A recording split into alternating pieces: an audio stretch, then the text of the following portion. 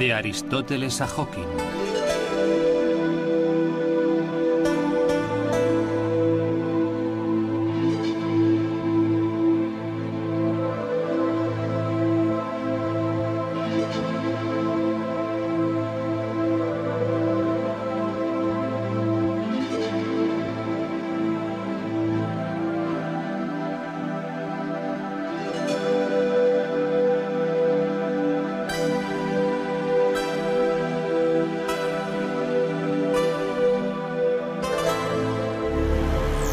¿Cómo revela la ciencia contemporánea el universo y el hombre?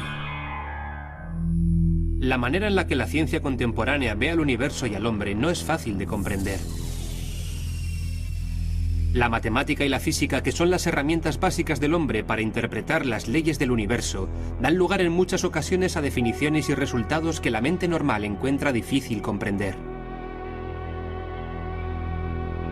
Quedé con el profesor y astrofísico del planetario de Atenas, Manos Danecis, y le pedí que me explicase los métodos y la manera en que la física y las matemáticas explican y determinan lo que llamamos universo.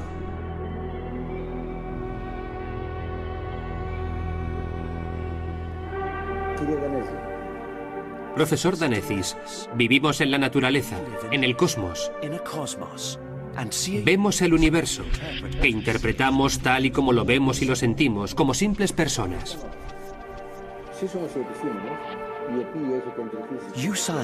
Ustedes, los científicos, sin embargo, que les apasiona la investigación científica y han sondeado las profundidades del universo, tienen en mente otra manera de interpretarlo. ¿Nos podría decir unas cuantas cosas del universo no perceptible? ¿Hasta qué punto uno puede decir que existe?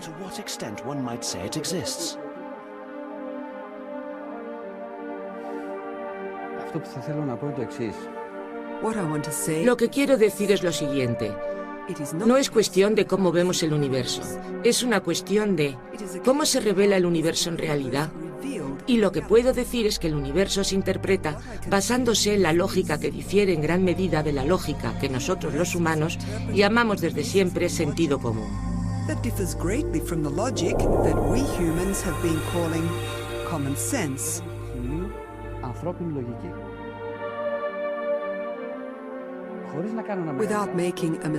Sin equivocarme, creo que cuando hablamos del universo como un todo y no como el universo cercano a nosotros, el universo de los planetas o del espacio que rodea la Tierra, entonces todo aquello que la lógica humana considera racional es en realidad absurdo y viceversa.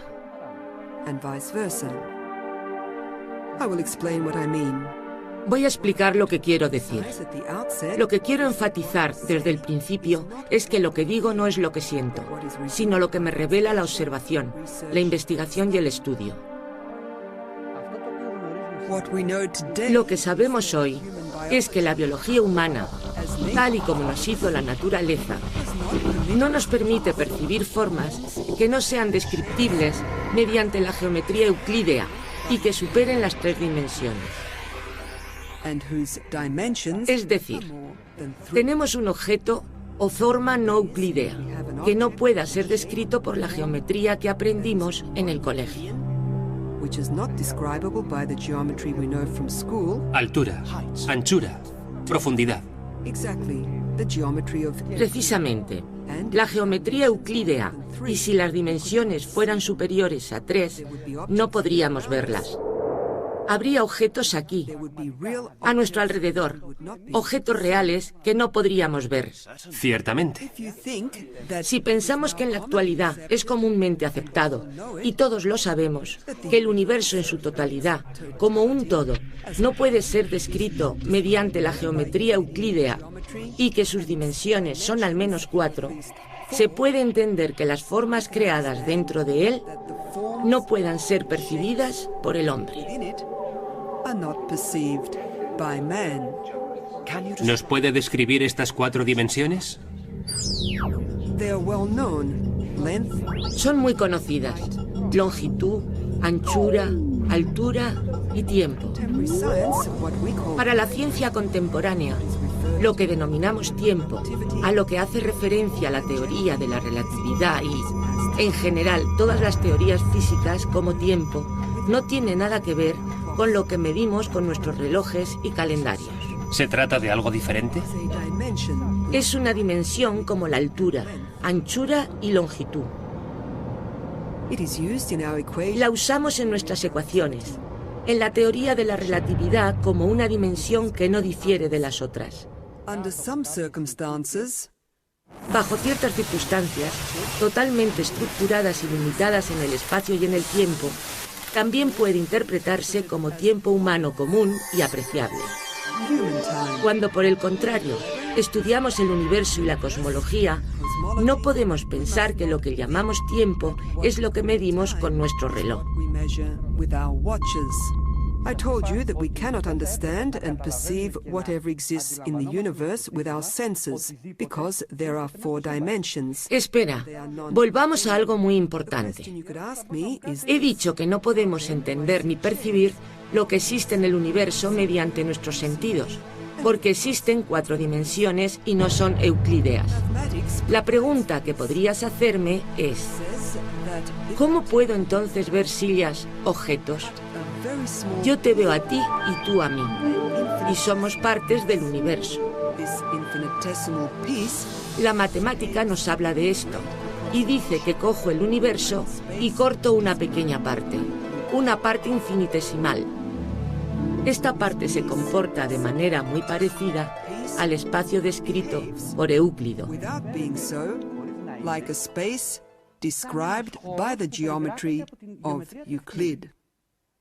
En otras palabras, un espacio perceptible. Exacto. Un ejemplo clásico puede que lo aclare un poco. Sabe muy bien que la materia se compone de materia. Los átomos se componen de electrones, protones y neutrones. Los electrones, protones y neutrones, a su vez, se componen de partículas elementales más pequeñas, que en su forma final son tan solo flujo de energía. Es una onda. Escucha con atención. Los sentidos del hombre tienen 3 desventajas. La primera, pensemos en el ojo. No puede percibir todos los rayos, todas las longitudes de onda según los físicos. No podemos ver los rayos ultravioleta. Los rayos que nuestro ojo puede ver son infinitesimales en relación con los que existen. La segunda imperfección de nuestros ojos es que no pueden distinguir, como diferentes, objetos que se encuentran más cerca de una distancia dada. Los vemos como si fueran uno. Si hay 2 fuegos en una montaña y nos alejamos, los veremos como uno. Y la tercera debilidad del ojo es que no puede percibir objetos inferiores a una magnitud dada. No los ve en absoluto. Un ejemplo. Entre nosotros hay motas de polvo. Una cantidad ingente de materia. ¿Lo percibimos? Lo llamamos vacío. Pero no es en absoluto vacío. Existe una cantidad infinita de materia que no percibimos debido a sus pequeñas dimensiones. Ahora imaginemos qué pasaría si no tuviésemos esas 3 imperfecciones. ¿Qué podríamos ver? ¿Veríamos la mesa? No. ¿Veríamos sus átomos? ¿Veríamos sus electrones? ¿El flujo de energía? Todo lo que vemos a nuestro alrededor sería una sopa, más densa aquí y menos allí. No tendríamos la percepción de lo que es esto. Es una mesa. Aquello es una máquina.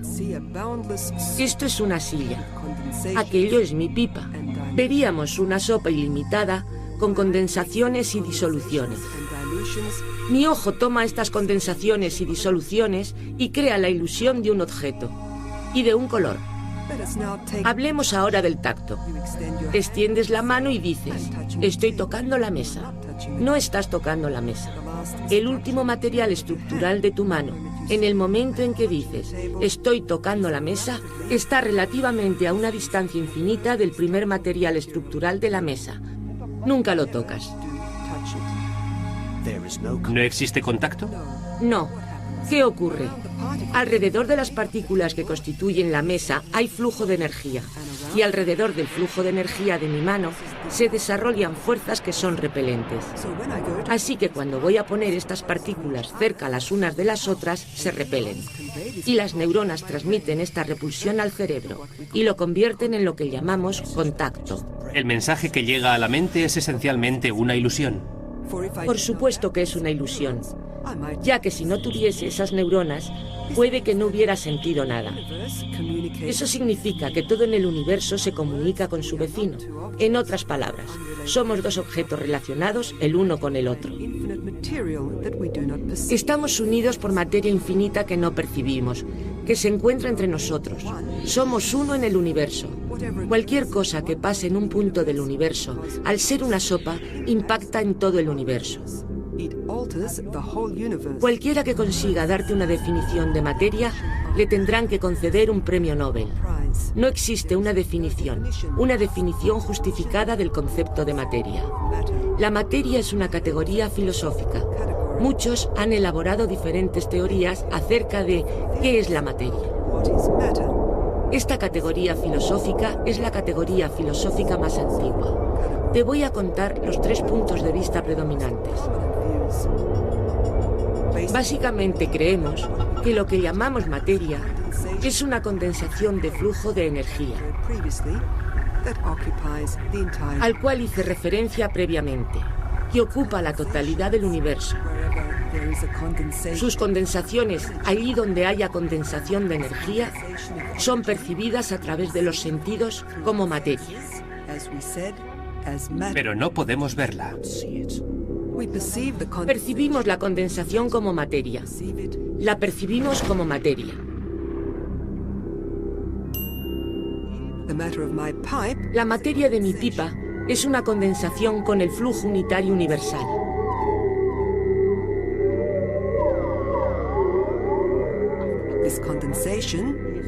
Nuestros sentidos perciben esta condensación como el formalismo llamado materia.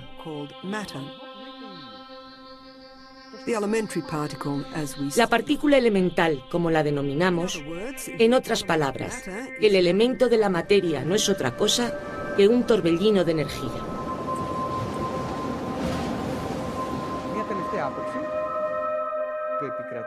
Un último punto de vista que predomina y está empezando a dominar en la astrofísica es que la materia no es otra cosa que espacio.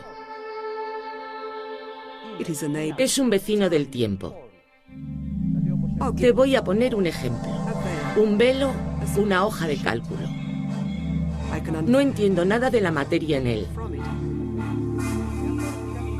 Si lo doblo por alguna parte, creando así una curva en la hoja, mis sentidos perciben que esa curva es materia. En otras palabras, la materia no es otra cosa que espacio. ¿Una curva en el espacio? Una curva en el espacio. ¿Tiene esto alguna relación con la curvatura del espacio-tiempo? Ciertamente. Ciertamente, y vamos a ver por qué.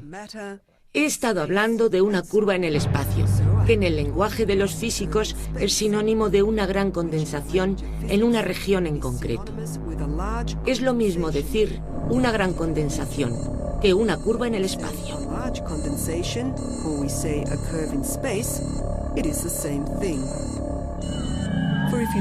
Ya que si coges la hoja y la guardas en un punto, la densidad de la hoja será mayor, ya que forma un nudo. La tercera cosa que tenemos que entender es esta. Lo que vemos a nuestro alrededor como formas son simples proyecciones de formas reales que existen en el universo. Voy a explicarme. ¿Reflejos? No, lo voy a explicar con un sencillo ejemplo. Si tuviera un mundo plano, un mundo que solo comprendiese la longitud y la anchura y no comprendiese la altura... De 2 dimensiones. De 2 dimensiones, pero sería un mundo entero con personas y casas. Las casas serían como los planos del suelo que hacen los arquitectos. Las personas serían personitas planas. Abrirían la puerta, entrarían en casa y la puerta sería una sección lineal que se abre y se cierra. Entrarían y se sentirían seguros de que nadie les estaba observando. Sin embargo, si me encontrase sobre este mundo plano, les vería. Ellos no me verían a mí. ¿Por qué? Porque la noción de altura que se proyectaría no sería comprendida por esas personas, ya que estaría situado a una gran altura. Pero si cogiésemos un foco y proyectásemos la luz sobre mí desde atrás, mi sombra caería sobre el espacio plano. Entonces las personas verían mi sombra. No me percibirían a mí, sino a mi sombra. Y posiblemente llamarían a mi sombra Danesis. Pero te pregunto, si estudias mi sombra, ¿puedes descubrir las propiedades de Danesis? No. Por lo tanto, estudiarían la sombra de Danesis.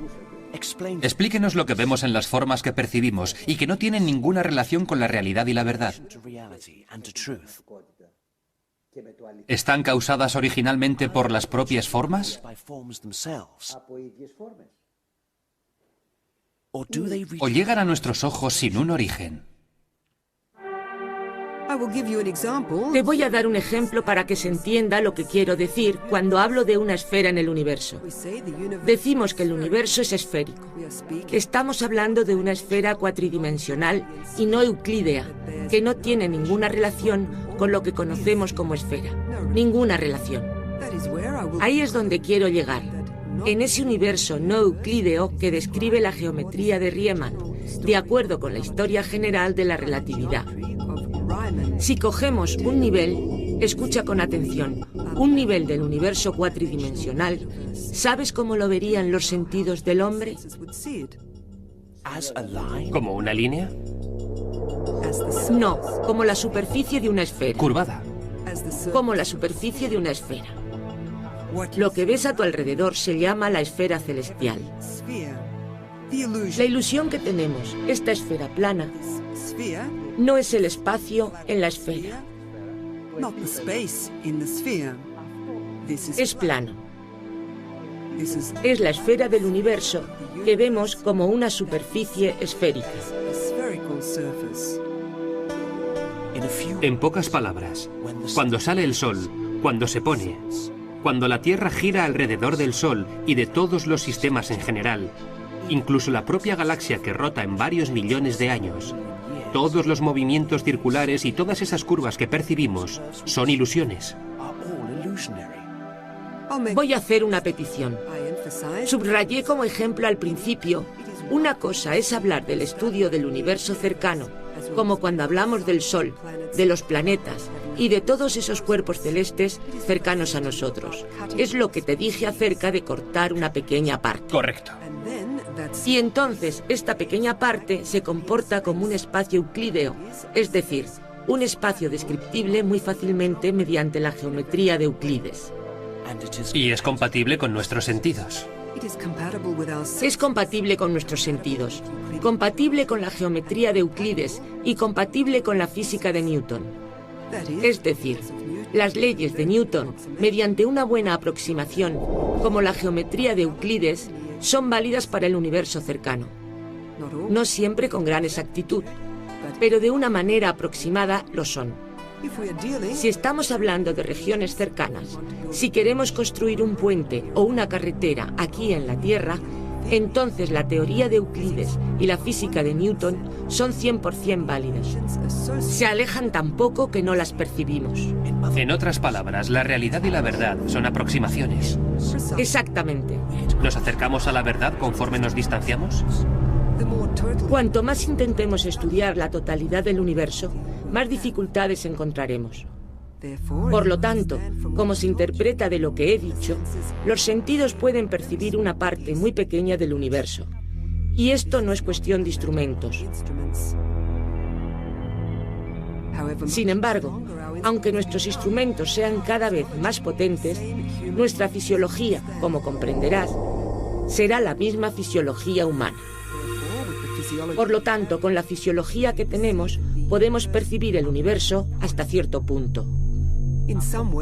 De algún modo, lo que creemos hoy, con todos los puntos de vista y las teorías que se han elaborado, es que el universo que podemos percibir por nuestra fisiología y no mediante nuestros instrumentos es 30 por 1/26 vez más pequeño de lo que es realmente el universo.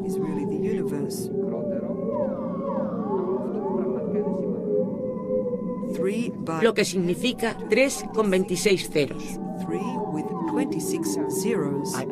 Entiendo que significa que es un número incontable de veces menos que el real. Por lo tanto, entiendes que el universo observable, lo que los antiguos filósofos estoicos llamaron cosmos, es el cosmos.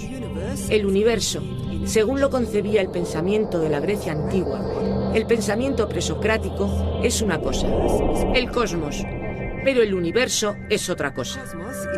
El cosmos es esa parte del universo que se encuentra en el estudio de nuestros sentidos y por lo tanto de nuestras mediciones. En nuestra percepción. Y nuestras mediciones mediante nuestra percepción. Por lo tanto, debemos en este momento aclarar de una vez por todas de lo que estamos hablando. Estamos hablando del estudio del cosmos. Las preguntas de los hombres están sujetas al sentido común humano. Tienen que ver con el cosmos, con el universo cercano.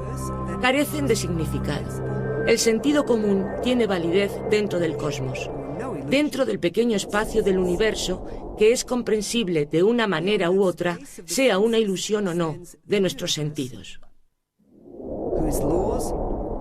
Más allá de ese espacio de los sentidos se extiende el universo, cuyas leyes y propiedades son extensiones, por otro lado, de nuestras leyes. Pero son unas extensiones tan grandes que su lógica desafía la lógica humana. Por ejemplo, cuando la lógica contemporánea habla de partículas emitidas hacia el pasado y orbitadas en el pasado, esto no es compatible con el sentido común humano.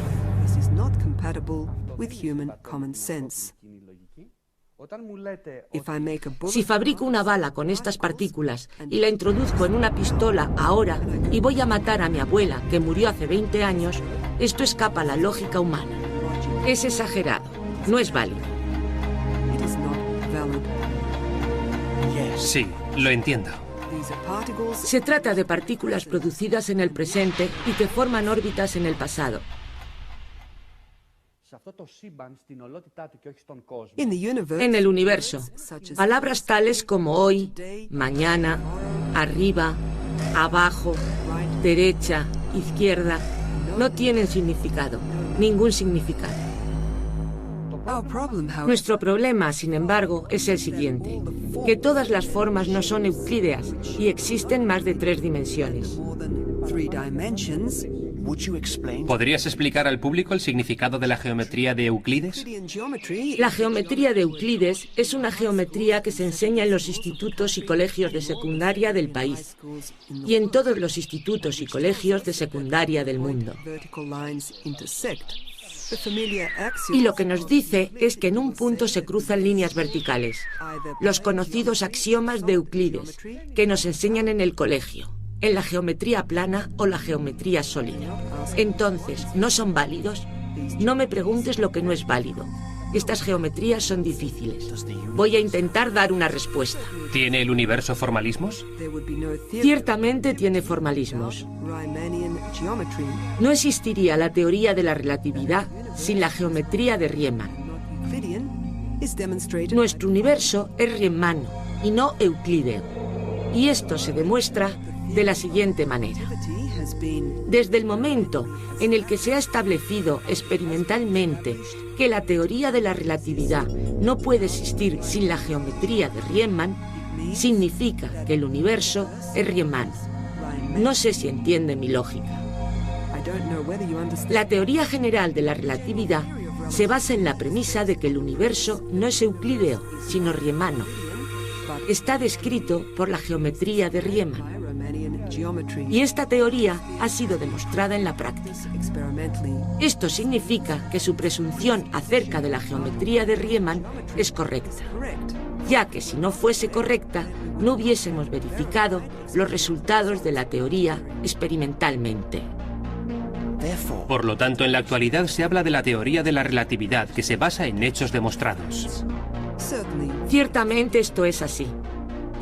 Y como la teoría de la relatividad se ha probado experimentalmente, sus componentes estructurales se demuestran de manera indirecta, ya que si fueran erróneos, entonces darían resultados erróneos y experimentos sin confirmar.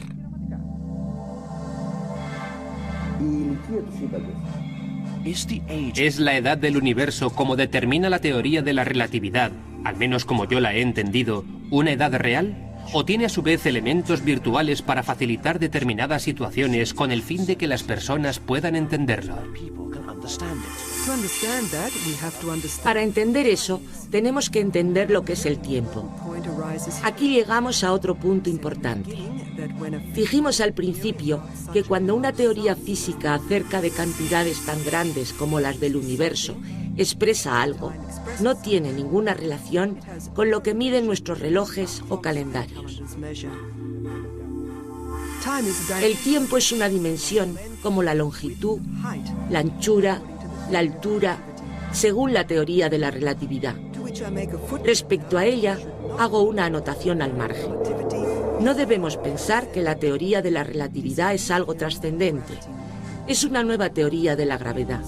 La teoría de Newton ya no es válida y es sustituida por otra teoría de la gravedad. Pero la ley general de la relatividad es una nueva teoría de la gravedad.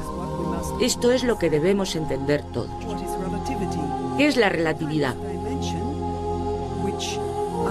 El tiempo es una dimensión que bajo unas condiciones específicas de alta densidad o, como hemos dicho previamente, de alta curvatura, de gran curvatura, se puede expandir o contraer.